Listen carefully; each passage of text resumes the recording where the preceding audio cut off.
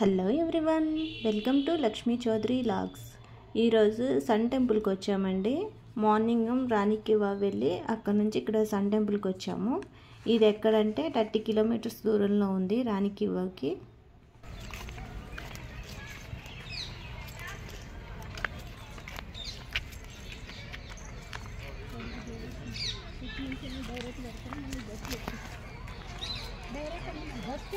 Pattern నుంచి 30 కిలోమీటర్స్లో దూరంలో ఉంది మొధేరా సూర్యుని దేవాలయం అన్నమాట. గుజరాత్లోని మహసానా జిల్లాలో మొధేరా గ్రామంలో పుష్పవతి నది ఒడ్డున ఉంది.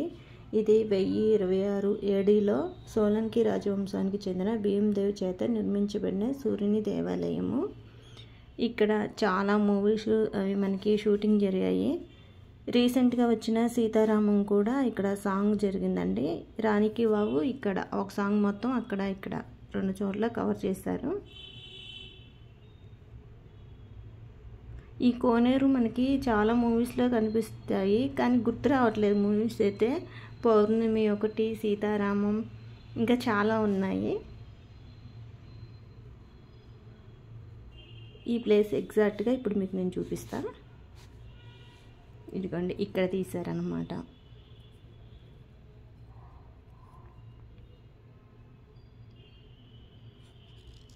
ఇది మార్నింగ్ 10కి ఓపెన్ చేస్తారంటండి. ఈవినింగ్ 6కి క్లోజ్ అనమాట. మేము వెళ్ళేసరికి 5 అయిపోయింది. 1 అవర్ ఉన్నాము అక్కడ.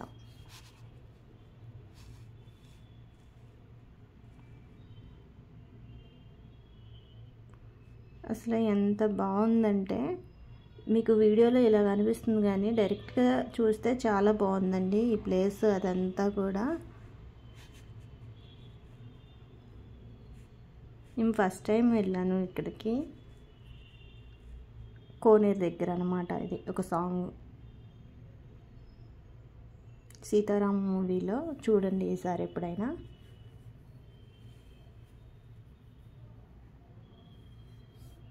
ఈ శిల్పాలు అప్పట్లో ఎవరు చెక్కారో కానీ నిజంగా వాళ్ళు మాత్రం గ్రేట్ అండి. అసలు ఎంత బాగా చెక్కారంటే చూస్తే అసలు బాగా అనిపించింది. ఇది లోపలికి ఎంట్రీ. లోపల లైట్లు కానీ ఏమీ లేదండి, లైటింగ్స్ అసలు ఏం లేదు. లోపలంతా చీకటిగానే ఉంది. మార్నింగ్ టైంలో అయితే కొంచెం మనకి లైటింగ్ కనిపించేదేమో, కానీ ఈవినింగ్ 5 అయిపోయింది అనమాట మేము వెళ్ళేసరికి. ఇది పైన గోపురం.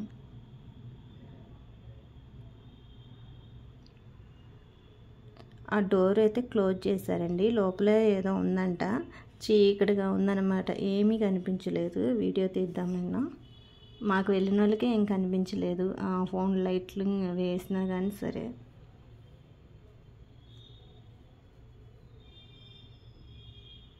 అసలు లోపల ఈ స్తంభాలు కానీ ఇవి భలే ఉన్నాయండి.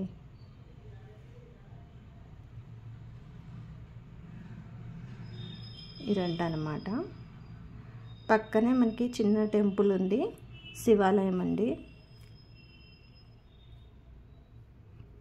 వినాయకుడు, శివలింగం, హనుమంతుడు ముగ్గురు ఉన్నారన్నమాట.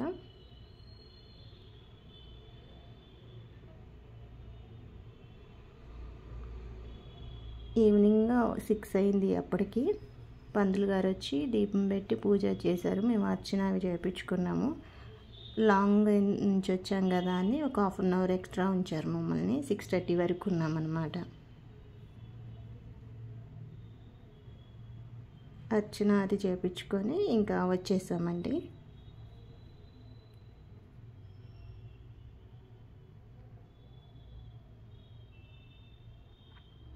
నిజంగా ఈ శిల్పాలు చెక్కిన వాళ్ళు మాత్రం గ్రేట్ అండి, మామూలుగా చెక్కలేదు అప్పట్లోనే అసలు.